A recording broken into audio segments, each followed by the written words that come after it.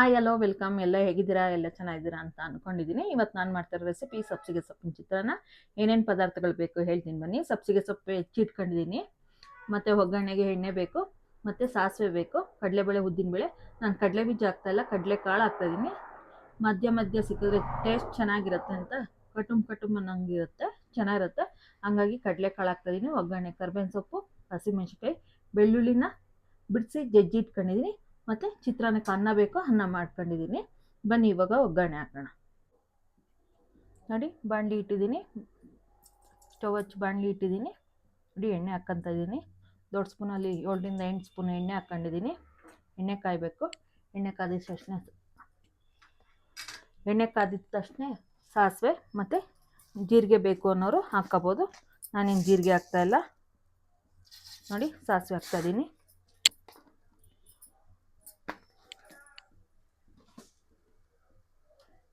ಸಾಸಿವೆ ಚಿಟಪಟ ಅಂದಿದ ತಕ್ಷಣ ಕಡಲೆಕಾಳು ಹಾಕೋಣ.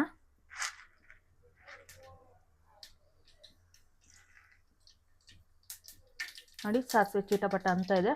ಕಡಲೆಕಾಳು ಹಾಕೋಣ. ಏನು ಮೇಡಮ್ ಕಡಲೆಕಾಳು ಹಾಕ್ಕೊಂಡಿದ್ದೀರಾ ಅಂತ ಕೇಳ್ಬೋದು. ಇದು ಈ ಥರ ಮಾಡಿ ತಿಂದು ನೋಡಿ, ಹೇಗೆ ಬಂತು ಅಂತ ಕಮೆಂಟ್ ಮಾಡಿ.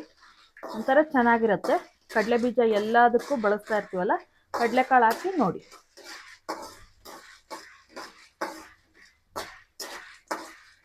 ಗೋಲುತ್ತೆ ಅಂತ ಕೇಳ್ಬೋದು. ನೋಡಿ, ಎಣ್ಣೆಲಿ ಎಷ್ಟು ಚೆನ್ನಾಗಿ ಗೋಲುತ್ತೆ ಅಂದರೆ ತುಂಬ ಚೆನ್ನಾಗಿ ಗೋಲುತ್ತೆ. ನೋಡಿ,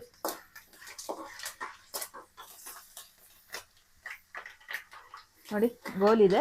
ಇವಾಗ ಕಡಲೆಬೇಳೆ ಉದ್ದಿನಬೇಳೆ ಎರಡೂ ಇಟ್ಕೊಂಡಿದ್ನಲ್ಲ, ಅದನ್ನು ಹಾಕ್ಕೊತಾ ಇದ್ದೀನಿ.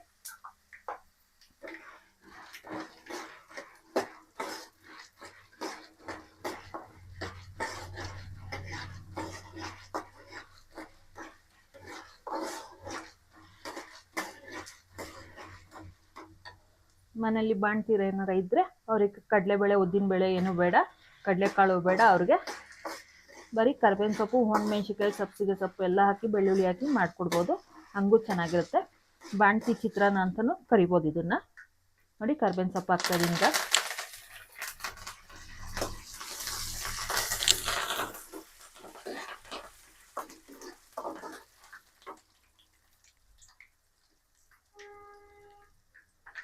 ನೋಡಿ, ಕರ್ಬೇವಿನ ಸೊಪ್ಪು ಆದಮೇಲೆ ಇವಾಗ ಹಸಿಮೆಣ್ಸಿನ್ಕಾಯಿ ಹಾಕ್ಕೊತಾ ಇದ್ದೀನಿ.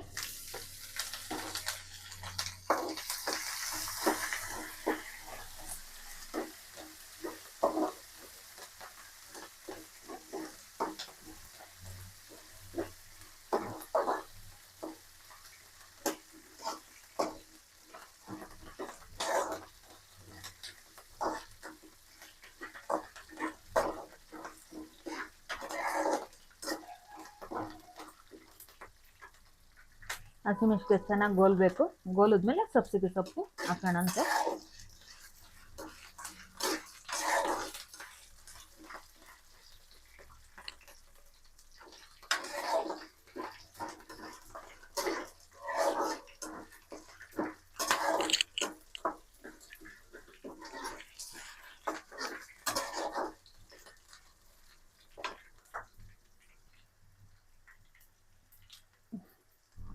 ನೋಡಿ, ಇವಾಗ ಸಬ್ಸಿಗೆ ಸೊಪ್ಪು ಹಾಕ್ಕೊತಾ ಇದ್ದೀನಿ. ಎಣ್ಣೆಯಲ್ಲಿ ಚೆನ್ನಾಗಿ ಮೊಗ್ಬೇಕು. ಉರಿ ಕಡಿಮೆ ಇಟ್ಕೊಂಡು ಸಬ್ಸಿಗೆ ಸೊಪ್ಪು ಹಾಕೊಳ್ಳಿ.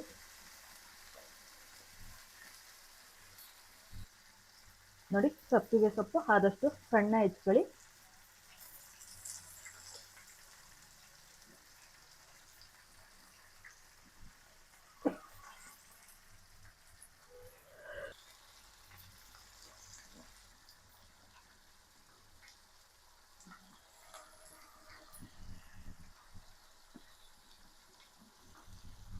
ನೋಡಿ, ಪೂರ್ತಿ ಸಬ್ಸಿಗೆ ಸೊಪ್ಪು ಹಾಕೊಂಡಿದ್ದೀನಿ ನಾನೀಗ.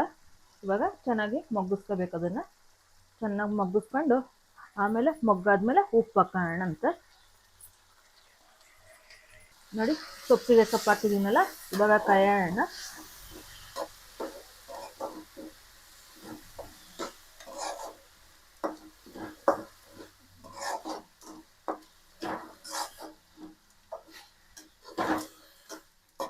ಎಣ್ಣೆಯಲ್ಲಿ ಚೆನ್ನಾಗಿ ಮೊಗ್ಬೇಕಿದು. ಮೊಗ್ಗಿದ್ಮೇಲೆ ಬೇಕು ಅನ್ನೋರು ಅರಶಿನದ ಪುಡಿ ಹಾಕ್ಕೊಳ್ಳಿ, ಬೇಡ ಅನ್ನೋರು ಸ್ಕಿಪ್ ಮಾಡ್ಕೊಳ್ಳಿ.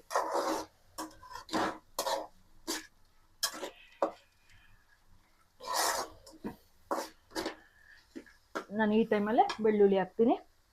ಬೆಳ್ಳುಳ್ಳಿನೂ ಮೊಗ್ಬೇಕು, ಹಂಗಾಗಿ ಇದೇ ಟೈಮಲ್ಲಿ ಬೆಳ್ಳುಳ್ಳಿ ಹಾಕ್ತಾ ಇದ್ದೀನಿ ನಾನು.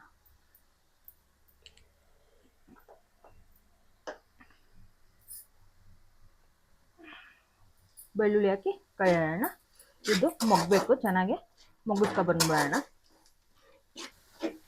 ನೋಡಿ ಇವಾಗ ಎಣ್ಣೆಲಿ ಮೊಗ್ಗಿಸ್ತಾ ಇದ್ದೀನಿ, ಚೆನ್ನಾಗೆ ಮೊಗ್ಬೇಕು.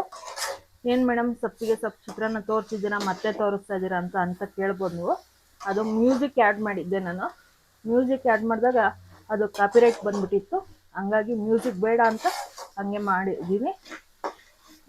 ಆಮೇಲೆ ವಾಯ್ಸೇ ಬರ್ತಾಯಿಲ್ಲ ಮೇಡಮ್ ಮ್ಯೂಸಿಕ್ ಇರೋದ್ರಿಂದ ಅಂತ ಹೇಳಿದ್ರು, ಮೆಸೇಜ್ ಮಾಡಿದ್ರು. ಹಂಗಾಗಿ ಮ್ಯೂಸಿಕ್ ಇಲ್ದಲೆ ನಾನು ನನ್ನ ವಿಡಿಯೋದಲ್ಲಿ ಯಾವ ವಿಡಿಯೋದಲ್ಲೂ ಮ್ಯೂಸಿಕ್ ಆ್ಯಡ್ ಮಾಡಿಲ್ಲ. ನಾನು ಮಾತಾಡಿದ್ದು ಮತ್ತು ಒಗ್ಗರಣೆ ಮುಗ್ಗಿಸ್ತಾ ಇರೋದು ಗೋಲಿಸ್ತಾ ಇರೋದು ಎಲ್ಲದು ಅದೇ ತಗೊಂಡಿರಲಿ ಅಂತ ನಾನು ಮ್ಯೂಸಿಕ್ ಯಾವುದಕ್ಕೂ ಆ್ಯಡ್ ಮಾಡಿಲ್ಲ. ನೋಡಿ ಇವಾಗ ಚೆನ್ನಾಗಿ ಮೊಗ್ಗಿ ಎಣ್ಣೆ ಬಿಡ್ತಾ ಇದೆ ನೋಡಿ, ಕಾಣಿಸ್ತಾ ಇದೆ ನಿಮಗೆ. ಇವಾಗ ಉಪ್ಪು ಹಾಕೋಣ. ರುಚಿಗೆ ತಕ್ಕಷ್ಟು ಉಪ್ಪು ಹಾಕೊಂಡ್ರೆ ಸಾಕು. ಉಪ್ಪು ಹಾಕಿದ್ಮೇಲೆ ಮತ್ತೆ ನೀರು ಬಿಡುತ್ತೆ. ಸೊಪ್ಪಿಗೆ ಸೊಪ್ಪಲ್ಲಿ ನೀರು ಇರುತ್ತಲ್ಲ, ತೇವಾಂಶ ಅದು ಮತ್ತೆ ಬಿಡುತ್ತೆ. ಉಪ್ಪು ಹಾಕಿದ ತಕ್ಷಣ ಮತ್ತೆ ಚೆನ್ನಾಗಿ ಕೈ ಆಡ್ಕೊಳ್ಳಿ. ಇದೇನಪ್ಪ ನೀರಾಗೋಯ್ತು ಅಂತ ಅನ್ಕೋಬೇಡಿ. ಉಪ್ಪಲ್ಲಿ ತೇವಾಂಶ ಇರುತ್ತಲ್ಲ, ಸೊಪ್ಪಲ್ಲೂ ತೇವಾಂಶ ಇರುತ್ತೆ, ಹಂಗಾಗಿ ನೀರು ಬಿಡುತ್ತೆ.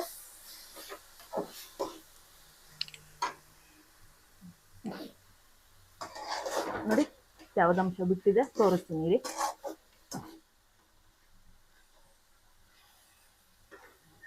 ನೋಡಿ ತೇವಾಂಶ ಎಲ್ಲ ಬಿಟ್ಟು ಸೆಂಟ್ರಲ್ಲಿ ನಿಮಗೆ ಕಾಣ್ಬೋದು. ನೋಡಿ ತೇವ ಎಲ್ಲ ಬಿಟ್ಕೊಂಡ್ಬರ್ತದೆ. ಇದೆಲ್ಲ ಡ್ರೈ ಆಗಿ ಆಯಲ್ ಕಾಣಿಸ್ಬೇಕು. ನೋಡಿ ಇವಾಗ ಆಗಿದೆ. ನೋಡಿ ಕಡಲೆಕಾಳು ಇದರಲ್ಲೇ ಸೊಪ್ಪಲ್ಲೇ ಉಪ್ಪು ಖಾರ ಎಲ್ಲ ಕಡಲೆಕಾಳಿಗೂ ಹಿಡಿದಿರುತ್ತೆ, ಹಂಗಾಗಿ ಮೊಗ್ಸೋಕ್ಕೆ ಚೆನ್ನಾಗಿರುತ್ತೆ, ತಿನ್ನೋವಾಗ ಚೆನ್ನಾಗಿರುತ್ತೆ. ಕಡಲೆ ಬೀಜ ಹಾಕಿದ್ರೆ ಸೊಪ್ಪು ಮೊಗ್ಗೋದ್ರ ಒಳಗೆ ಕಡಲೆ ಬೀಜ ಮೆತ್ತಾಗ್ಬಿಡುತ್ತೆ, ಹಂಗಾಗಿ ಕಡಲೆಕಾಳು ಯೂಸ್ ಮಾಡ್ತೀವಿ. ನೀವು ಮಾಡ್ಕೊಂಡು ತಿಂದು ಹೇಗೆ ಬಂತು ಅಂತ ಲೈಕ್ ಮಾಡಿ, ಶೇರ್ ಮಾಡಿ, ಸಬ್ಸ್ಕ್ರೈಬ್ ಮಾಡಿ, ಬೆಲ್ ಐಕಾನ್ ಅನ್ನು ಒತ್ತಿ ನೋಟಿಫಿಕೇಶನ್ ಬರುತ್ತೆ. ಇವಾಗ ಅನ್ನ ಹಾಕಿ ಕಲಸೋಣ.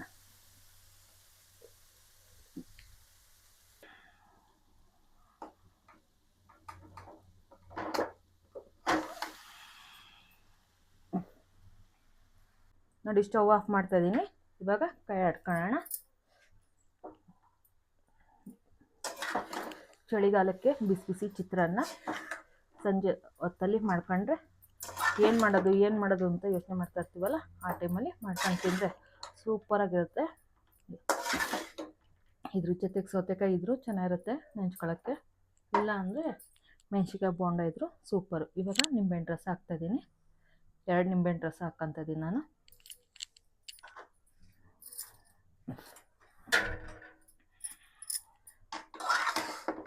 ಬಿಸಿ ಬಾಣಲಿ ಇರೋದ್ರಿಂದ ನಾನು ಇಕ್ಕಳ ಯೂಸ್ ಮಾಡಿ ಕೈ ಆಡ್ತಾಯಿದ್ದೀನಿ. ನಿಮ್ಮ ಮನೇಲಿ ನೀವು ಹೇಗೆ ಕೈ ಆಡ್ಕೊತೀರೋ ಹಾಗೆ ಕೈ ಆಡಿ.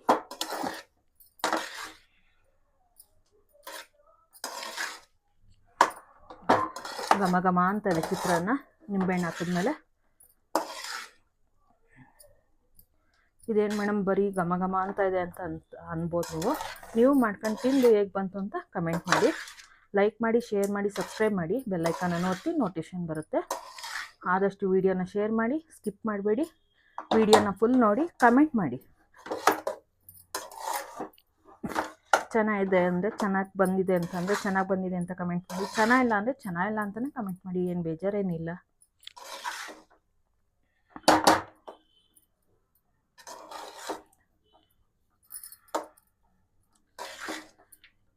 ಆಗಿದೆ, ಇವಾಗ ಆಗಿದೆ. ತಟ್ಟೆಗೆ ಸರ್ವ್ ಮಾಡ್ಕೊತೀನಿ.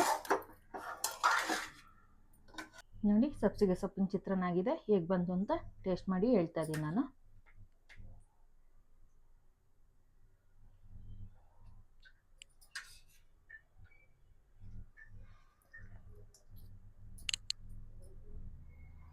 ತುಂಬ ಚೆನ್ನಾಗಿ ಬಂದಿದೆ.